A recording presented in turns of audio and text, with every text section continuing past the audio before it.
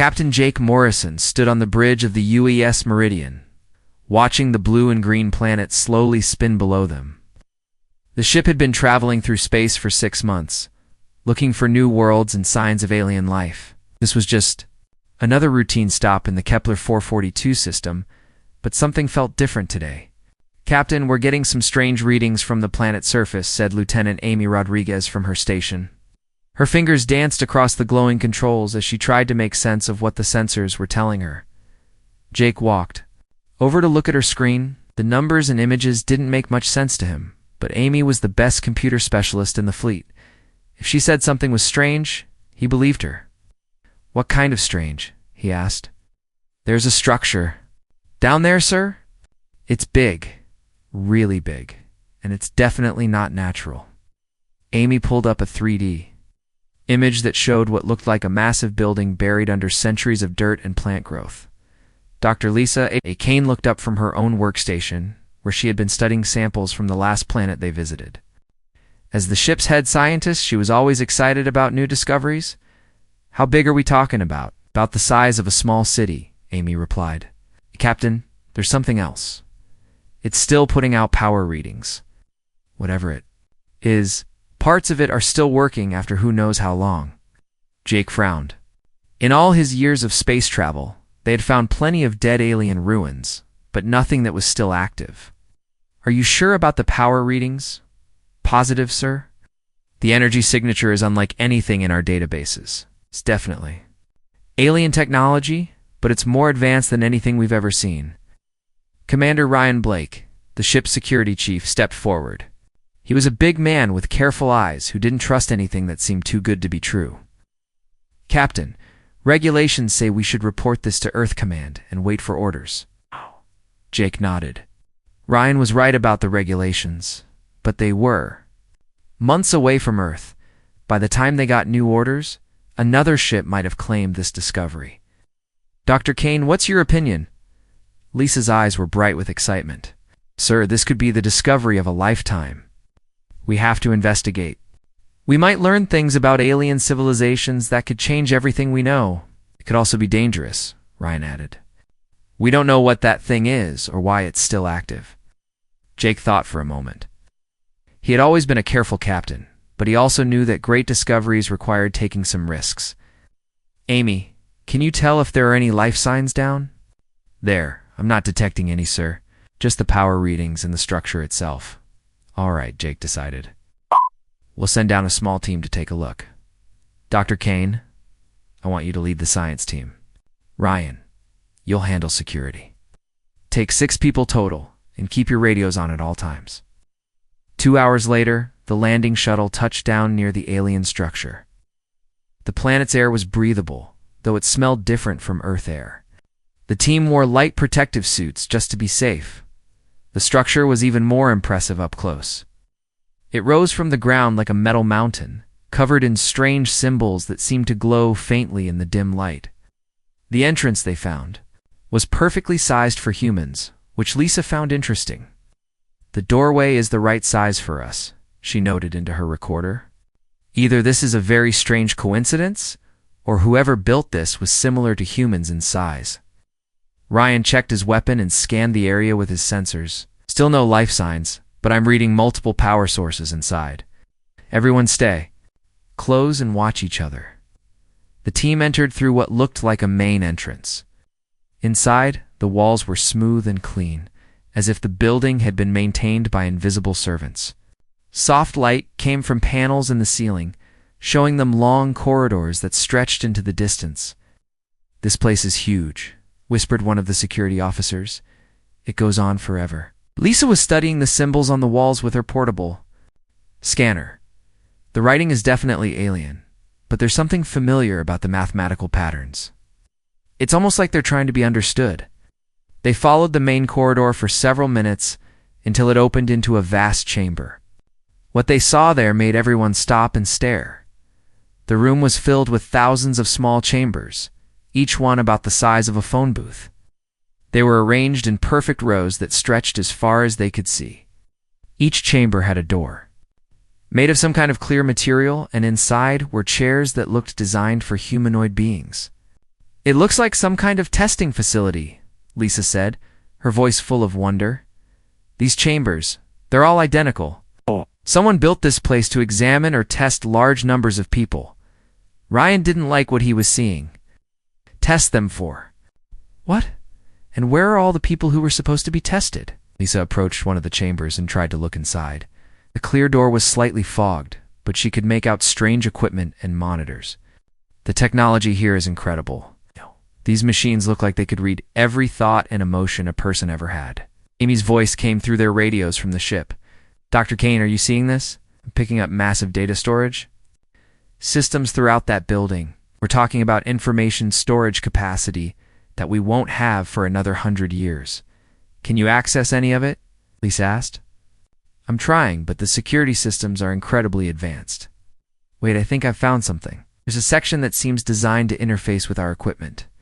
For the next hour, Amy worked to connect the ship's computers to the alien database while the team explored more of the facility. They found room after room of testing chambers, laboratories filled with equipment they couldn't understand, storage areas that seemed to go on forever. Finally, Amy's excited voice came through their radios. Dr. Kane, you need to see this. I've managed to access part of their database, and you're not going to believe what I found. The team gathered around Lisa as she opened her portable computer and connected to the ship's systems. On her screen appeared what looked like a catalog of different alien species. There were pictures and information about creatures from across the galaxy, some beautiful, some terrifying, all completely alien. How many species are in here? Lisa asked. Millions, Amy replied. This database contains information about life forms from every corner of the galaxy. But Lisa, that's not the strangest part. Keep scrolling down. Lisa moved through page after page of alien creatures until she found something that made her heart stop. There, among all the alien species, was a picture that looked completely human. It showed a young woman with dark hair and kind eyes, wearing simple clothes that looked like they came from ancient Earth. The text next to the picture was in the alien language, but their computer had managed to translate part of it. It read, Species 7734H subject passed all parameters, qualification, exceptional status, recruited. At the bottom of the entry was a date that, when converted to Earth time, showed this test had happened 50,000 years ago. Lisa stared at the screen, her mind racing. Amy, are you seeing this? I see it, Dr. Kane, but it's impossible. Humans didn't even have written language 50,000 years ago. How could one of us have been here? Ryan looked over Lisa's shoulder at the image. Maybe it's just a species. That looks like humans. The galaxy is a big place. But Lisa shook her head. No, look at the genetic markers in the file. This isn't just a species that looks human. According to this data, this woman was completely human. Same DNA, same everything. The team stood in silence, trying to understand what they had discovered. Somewhere in this ancient alien facility, 50,000 years ago, a human woman had been tested by beings far more advanced than anything Earth had ever imagined. And somehow, she had passed.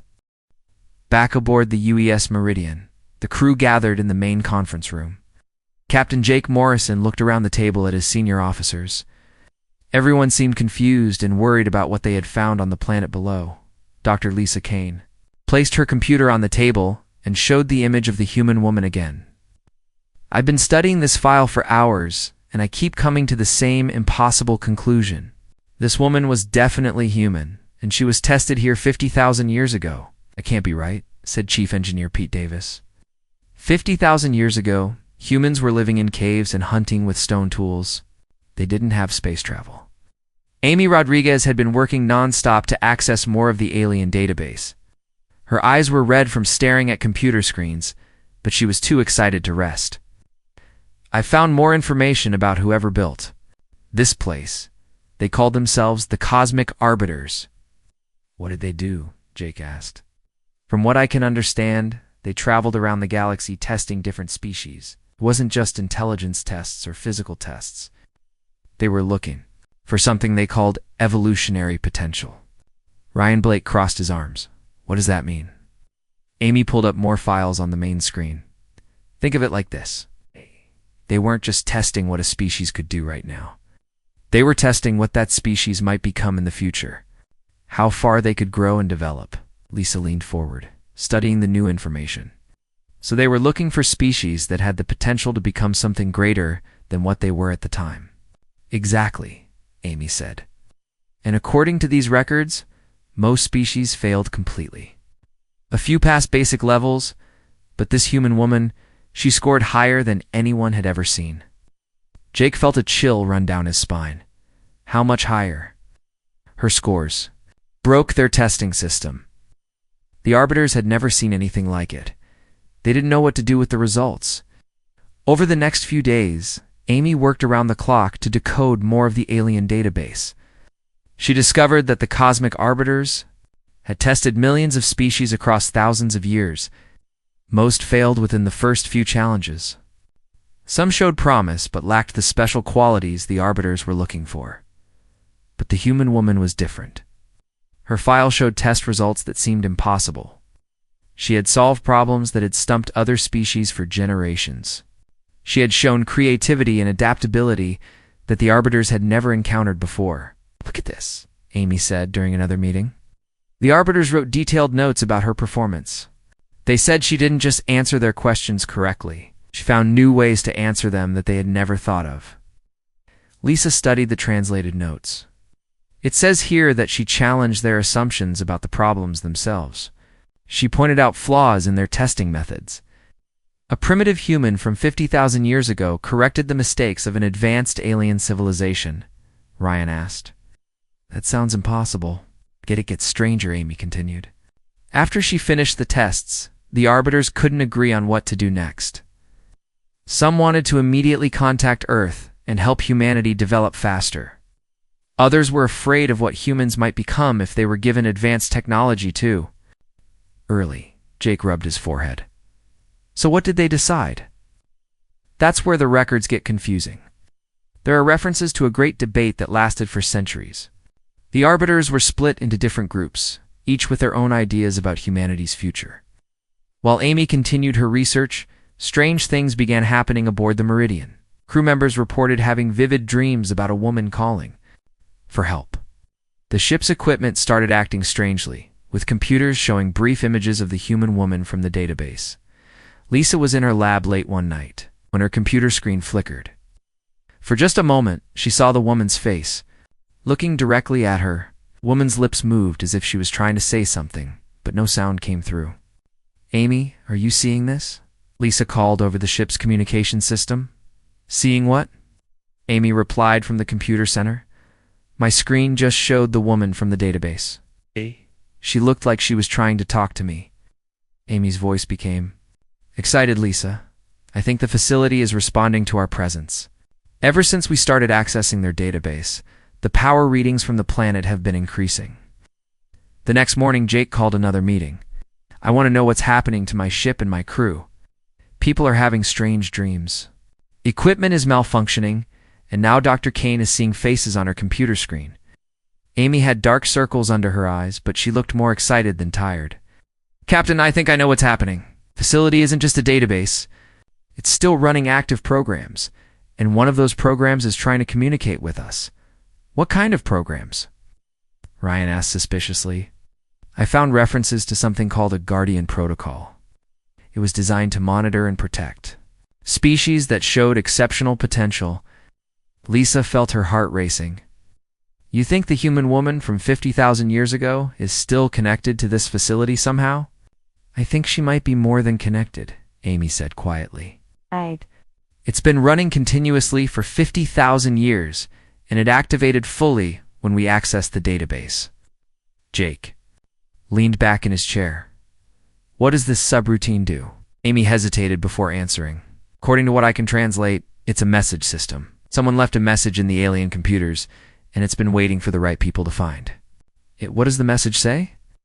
I'm still working on the translation, but I've decoded part of it. It says, I'm still here. I've been waiting for you to find me. The room fell silent. Everyone stared at Amy, trying to understand what she was telling them. Ryan was the first to speak. Are you saying that this human woman from 50,000 years ago is still alive down there? I don't know, Amy admitted. But something is definitely trying to communicate with us. And whatever it is, it knows we're human. Lisa stood up suddenly. Amy, you said the message was waiting for the right people to find it. What if it was specifically waiting for other humans? That's what I've been thinking, Amy said. The message. Protocols are designed to activate only when accessed by human technology and human genetic patterns. Jake made a decision. Amy, I want you to focus all your efforts on translating that message. Find out what or who is trying to communicate with us. Captain, Ryan said, shouldn't we report this to Earth Command? This is way beyond anything we're equipped to handle. We will report it, Jake replied. First, I want to know what we're dealing with. If there's really a human down there who has been waiting for 50,000 years, she deserves to have her own species find her first. Amy returned to her computers with new determination. She worked for 18 hours straight, using every translation program and pattern recognition system the ship had. Slowly, piece by piece, she decoded more of the hidden message. What she found changed everything they thought they knew about the discovery. The message wasn't just a call for help. It was a set of coordinates pointing to a location deep within the alien facility that hadn't shown up on any of their scans. The coordinates came with a single additional line of text that Amy translated with growing amazement. The message read, "Come to the deep levels. I have so much to tell you about what humanity will become." Amy stared at her screen, realizing that their discovery was about to become something much larger than they had ever imagined.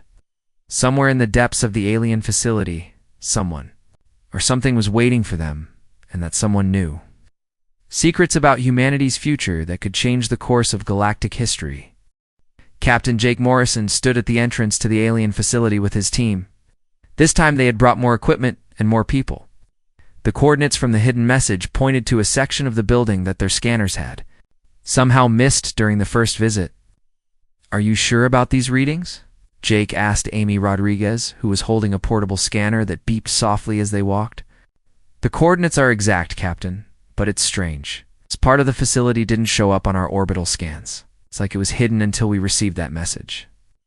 Dr. Lisa Kane walked beside them, carrying equipment to analyze whatever they might find. The message said there were deep levels. Maybe the facility goes much further underground than we thought. Ryan Blake led the security team, checking every corner as they moved deeper into the building. I don't like this. Whole place feels different today. More alive somehow. They followed the coordinates through corridors they hadn't seen before. The walls here were different, covered in symbols that seemed to glow brighter as they approached. The air felt charged with energy like the moment before a thunderstorm.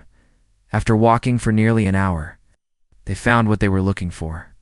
A section of the floor had opened to reveal stairs leading down into darkness. The stairs were made of the same smooth metal as the rest of the facility, but they looked newer, as if they had just been created. The opening wasn't here yesterday, Ryan observed. Something opened this passage after we received that message. Amy checked her scanner. The power readings are much stronger down there. Whatever we're looking for, it's definitely below us. Jake made the decision to continue. Everyone stay together. Keep your radios on and your lights ready. If anything seems dangerous, we leave immediately. The stairs went down much further than expected. They walked for what felt like 20 minutes before reaching the bottom. When they emerged into a new chamber, everyone stopped and stared in amazement. The room was enormous. With a ceiling so high, it disappeared into darkness above them. But what drew their attention was the center of the room, where a single chamber stood alone. Unlike the thousands of small testing chambers above, this one was large and made of clear crystal that glowed with soft blue light. Inside the chamber, they could see the figure of a woman. Is she alive? Lisa whispered, approaching the chamber. Carefully, the woman appeared to be sleeping. She looked exactly like the picture from the database, young and peaceful, with long dark hair spread around her shoulders. Her chest rose and fell slowly, as if she was breathing. Amy ran her scanner over the chamber. She's definitely alive. The chamber is some kind of stasis system, keeping her in suspended animation. For 50,000 years? Ryan asked in disbelief. Technology here is beyond anything we understand, Lisa said, studying the crystal chamber. but the readings show she's perfectly healthy. As they watched, symbols began appearing on the surface of the chamber. Amy quickly connected her portable computer to the alien interface systems they had learned to use upstairs. She's trying to communicate, Amy said excitedly. The chamber is connected to the facility's computer systems. She can control them from inside. Text began appearing on Amy's screen, translated by the ship's computers. The words formed slowly, as if the person writing them was being very careful about what to say. Hello, I've been waiting so long for humans to find me. My name is Eve. Lisa stepped closer to the chamber. Eve, can you hear us? Can you see us? More text appeared. Yes, I can see you and hear you through the facility's sensors. You are from Earth, aren't you? From my home? Yes, Jake said. We're from Earth, but Earth is very different now than it was 50,000 years ago. I know. I have been watching. The Arbiters gave me access to their monitoring systems before they left. I have seen my people grow and learn and reach for the stars. Amy's hands shook as she typed questions into her computer. Eve, the records say you passed tests that were supposed to be impossible. How did you do it? There was a long pause before the answer came. The Arbiters didn't understand humans. They tested me the way they tested every other species, looking for intelligence and strength and survival skills. But humans are different. We don't just adapt to challenges. We change the challenges themselves. Lisa frowned, trying to understand.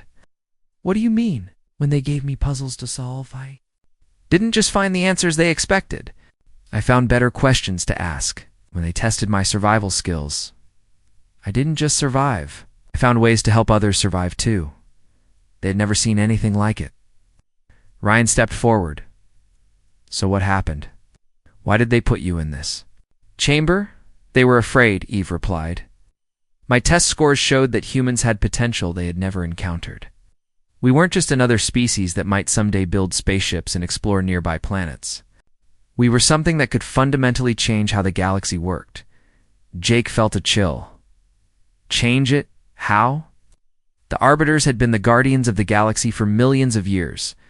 They tested species to find ones that could help them maintain peace and order.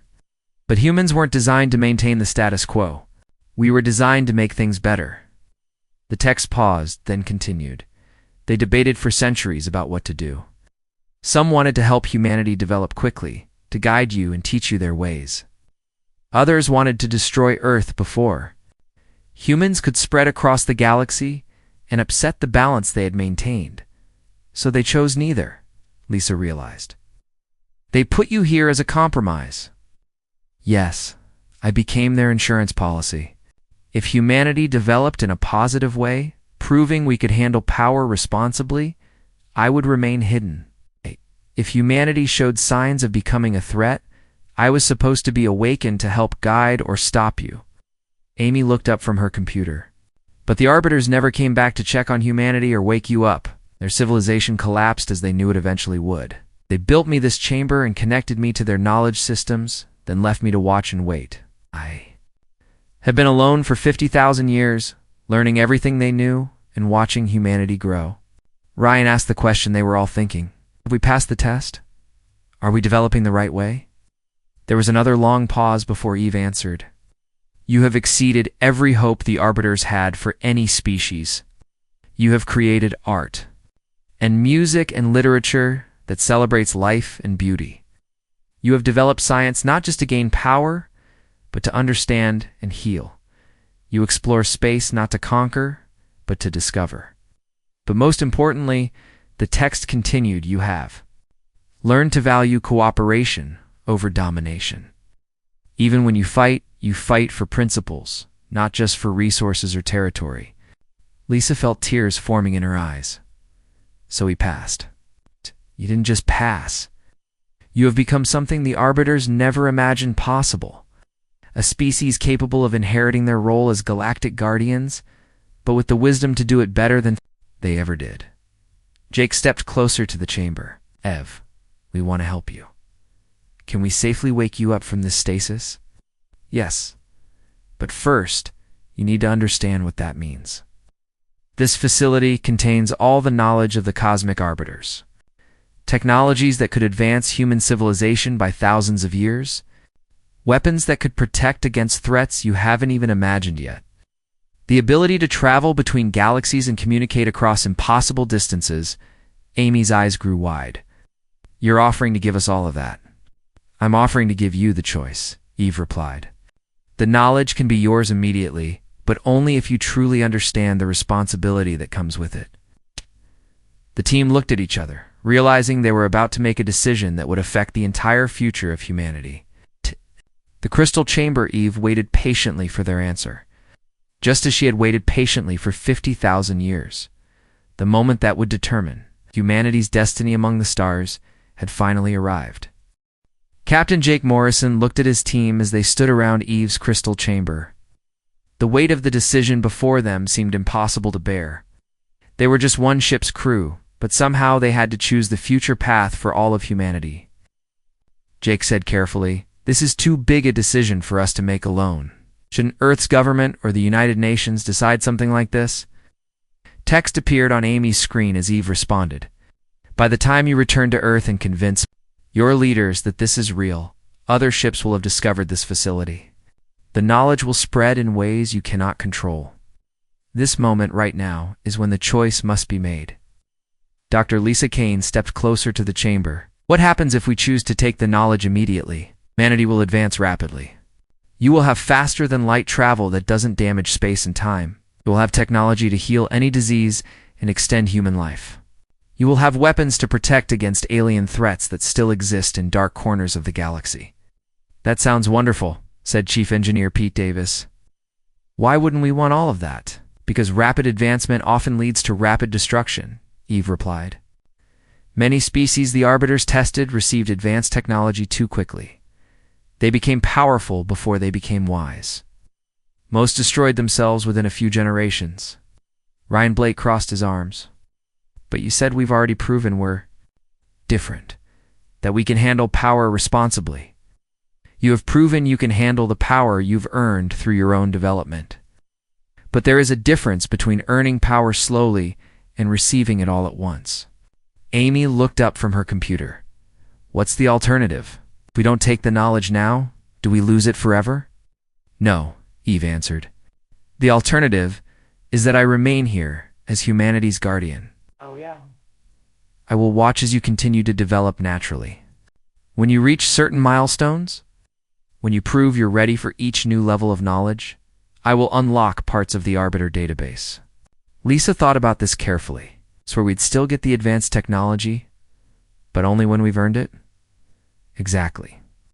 The way the Arbiters originally intended the system to work. Species would be tested, and if they passed, they would be guided gradually toward greater knowledge and responsibility." Jake rubbed his chin. "Eve, you've been alone for 50,000 years. Don't you want to be free of this responsibility?" There was a long pause before Eve responded. "I stopped thinking about my own freedom long ago. My purpose now is to help humanity become everything it can be. Whether I do that from inside this chamber or outside, it doesn't matter to me. But it matters to us," Lisa said firmly. "You're human too. You deserve to live your own life." "I am human, but I am also something more now. 50,000 years of access to Arbiter knowledge has changed me. I understand things about the universe that no human mind was meant to hold. I see patterns across time and space that span millions of years." Amy typed another question. "What do you think we should choose?" "I think you should choose what feels right to your human hearts. The Arbiters made their decisions based on logic and careful analysis. But humans have something the Arbiters never understood. You have intuition. You can feel what is right, even when logic cannot prove it."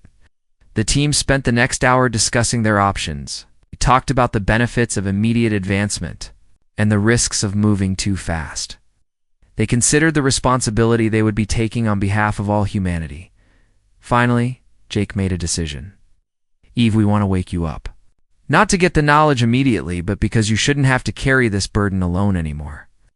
If you wake me, I will still be connected to the facility's systems. I will still be humanity's guardian. but I will also be able to live among my own people again. That's what we want, Lisa said. We'll take the gradual path. We'll earn our advancement the way humans always have, through hard work and discovery. But you'll be there to guide us when we need it. And the knowledge will still be protected. Until we're ready for it? Ryan asked. Yes, I will establish locks on the database that will only open when humanity reaches specific developmental milestones. Some knowledge will become available in decades, some in centuries, some in millennia. Amy began working on the chamber's control systems. How do we safely wake you up? The process is automatic. Simply activate the revival sequence. But be warned, I may be different than you expect. 50,000 years of learning has changed me in ways that may seem strange to modern humans. Jake nodded to Amy. Do it. Amy pressed the activation sequence on her computer. The crystal chamber began to glow brighter, and a soft humming sound filled the room. Slowly, the chamber door opened with a quiet hiss. Eve sat up carefully, moving, as if she was remembering how to use her body after a very long sleep. When she stood, she looked exactly like the young woman from the ancient database, but her eyes held depths of knowledge that seemed infinite. "Hello," she said, and her voice was warm and human despite everything she had become. It's wonderful to meet my people face to face after so long. Lisa stepped forward and offered her hand. Welcome back to the world of the living. Eve smiled and took her hand.